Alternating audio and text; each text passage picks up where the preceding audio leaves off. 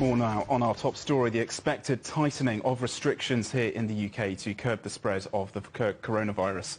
Professor Julian Tang is from the Department of Respiratory Sciences at the University of Leicester here in the UK. He told me how important it is for the government to take action now.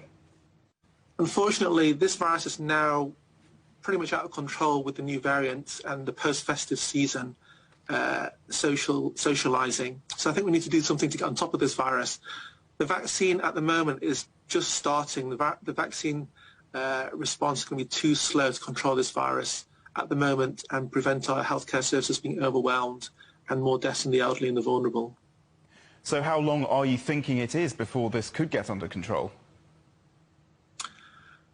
At least 4 weeks, given the previous lockdowns and the previous impact of the duration of previous lockdowns. And now we're seeing surges that are in excess of any previous surges we've seen, except for the very first wave.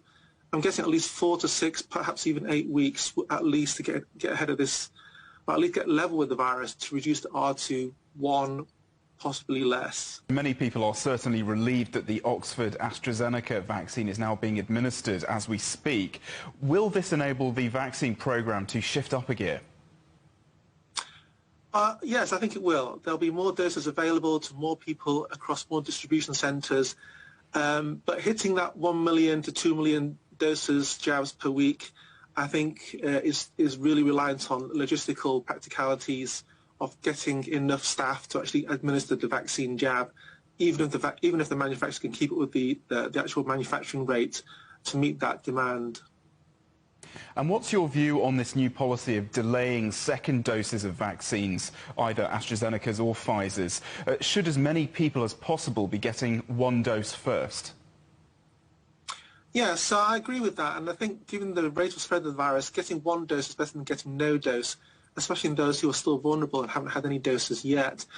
After one dose, if you respond to that one dose, and we know that perhaps 50 to 70% of people will respond to that one dose, you may still get additional boosting by natural exposure to circulating virus in the community as well.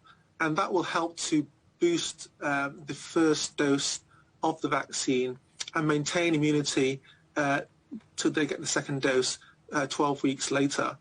And I think given the possible lack of stock of the virus, if you want to meet this 1 to 2 million doses per week threshold, spreading the first dose out across the population, I think, is a good idea. How is this vaccine rollout different to any other in recent history? Well, it's unprecedented. I mean, the most widespread vaccination program that we're used to is the seasonal flu vaccine, but even that, we're really only trying to immunize about 10 to 15% of the most vulnerable population each season. Given the other pandemics we've seen, for example, the pandemic 2009, HIV, for which we haven't had a vaccine yet, hepatitis C, again, we don't need the vaccine because that's curable now.